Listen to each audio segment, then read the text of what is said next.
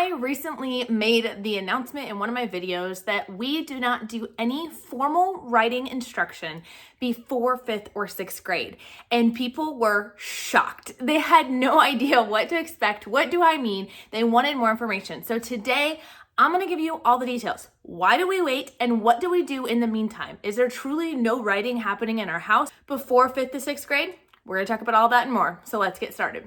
Before I get started, I do want to say I'm sharing my personal opinions and views on this topic. This is not to shame anyone who chooses to do it a different route than I do. I just want to explain my reasoning to maybe get you thinking and to think about being intentional with whatever method you choose to do. First of all, let's talk about what goes into actual writing. Writing requires fine motor skills in order to hold the pencil or pen that you are writing with. It includes more in-depth language skills to be able to do things like proper punctuation, grammar, and using vocabulary. It also involves reading comprehension skills because in order to write an entire paper, you have to read over what you've already written, be able to understand it, and understand what makes sense and what does not. Not to mention, if you're writing a research paper, it requires you to read certain pieces of information, be able to process that, and then be able to put those thoughts onto paper yourself. There's also a lot of critical thinking that goes into writing. These are just a few of the basic skills that are involved in learning to write. And so for me, I choose to wait because many younger kids aren't ready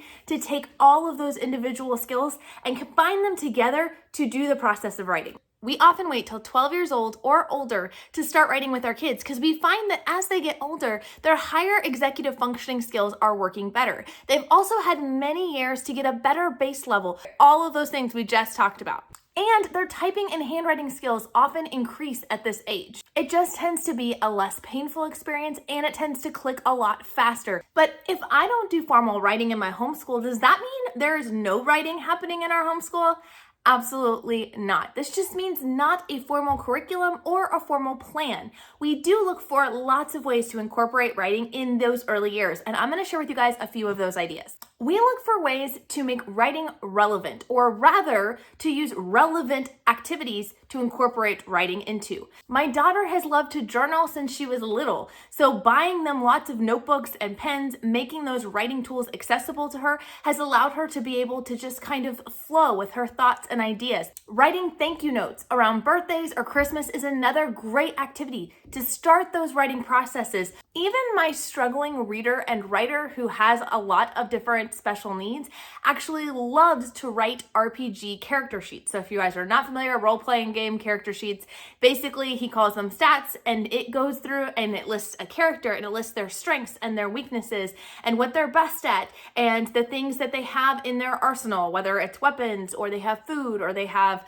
these special abilities, whatever it might be. He spends hours every single week writing out these detailed character sheets. He has no idea, but he actually has been enjoying the process of writing for a long time because it was something that was relevant or that connected to something that interested him. The general idea is that we want to make writing fun with less input. That doesn't mean no input. It just means less input and less pressure. Oftentimes, kids' brains are much more adept and ready to develop stories or ideas before all of those fine motor skills and cognitive skills are ready to put it down on paper. This means that we do a lot of dictation in the early years. I will have my child tell me what they want to write and I will write it for them. Instead of taking the opportunity to correct things, I take the opportunity to point out things during this dictation process. So for my 5 and 6-year-old, they have a journal that they do with their PALS curriculum. And so they give me a sentence or a couple of sentences every day that they want to write. I will then point out, wow, that was a great sentence. That was a great complete thought. Or, you know what? I think we need just a little bit more for our thought. Instead of saying red balloon, we would say, I want a red balloon. And I give them some examples. I also will point out as I am writing for them when I am capitalizing, when I am using certain punctuation marks. I'll say, we could put a period at the end of the sentence and then it would read like this. And then we could put a question mark and it would read like this. Or we could put an exclamation mark and it would read like this: which one do you think is the best fit for your story?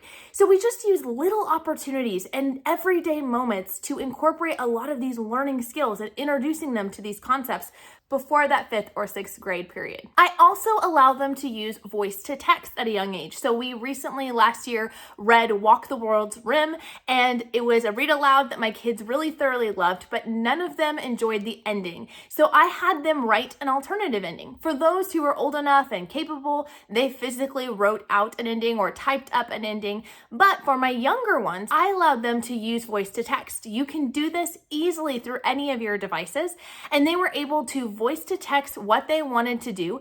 And then I went through it and read it for them exactly as they said it. And they'd say, oh, that wasn't the word I meant. So we would edit that word together. Or, there was supposed to be a period there. So we would kind of edit that together as well. So that's another great option to get them involved in writing, to let them do some of these maybe more exciting assignments that your older kids are doing without actually having to physically write out or type out their work. Making writing fun and accessible is the goal here. One tool that has proven very helpful for this in our homeschool has been Creative Fabrica. So Creative Fabrica, you guys have probably heard me talk about it before, but it is an online website very similar to a Teachers Pay Teachers, only way more affordable. They have a Teachers Club card, which is only $2.99 for an entire year. It allows you to download up to 5 downloads every single week.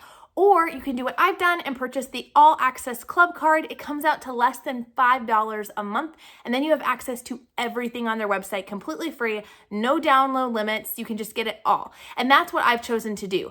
I love their writing resources. They have a lot of ways to make it fun and interesting. They have story starters that you can use just for dictation purposes. So they have some great ones for nature that we're planning to use next year in our homeschool as we're studying animals.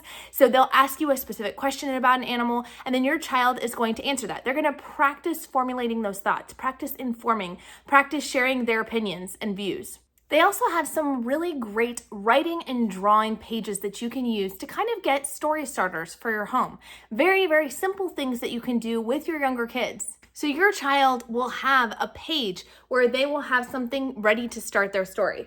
This year, I learned, and then they are going to fill in the blank. They can illustrate it. It's only a line or two. And at the bottom, it has a great checklist to remind them. Did they capitalize the first letter? Did they use a finger space between each word? Did they use punctuation? And did they illustrate their sentence? They also have different versions of each page. So 3 per page. I'll link the specific resource down below so you guys can find it. But they have a version where that first start, what I learned this year is all in like hard text, right? And they would just add on the few words to the end of that sentence. Then they have a traceable version. And then for the oldest kids, they have a blank version where they could write it all out themselves. And for slightly older kids, they actually have science fiction writing prompts, which is a great way to kind of get their juices flowing when they're asked to write. When my kids were little, we would set aside Fridays to be write a letter day. And we would have a little basket that had envelopes and stamps and paper. And we would sit down and we would write or draw a letter to a friend or family member. We would have little labels or tags already printed out with their address and their name and things like that for the youngest ones. And for the oldest ones, they would copy out that information from our sheet, and we would just mail out a letter every Friday. It was a fun way to connect to those who are maybe a little bit more long distance, to bring back the art of letter writing, and to introduce some fun writing activities. But the point with each of these activities is that they are fun, that it is not a laborious thing, that this is not a super structured activity, and that it's maybe only introduced or brought up a couple of times a week. And it's just a great way to introduce them to all of these beginning skills, but overall allow them the time to get stronger in their reading, in their spelling, in their writing, their typing, and more. I hope you found this video helpful. Let me know your thoughts down below, and be sure to check out this video if you want to learn more about Creative Fabrica and all they have to offer. Talk to you later. Bye.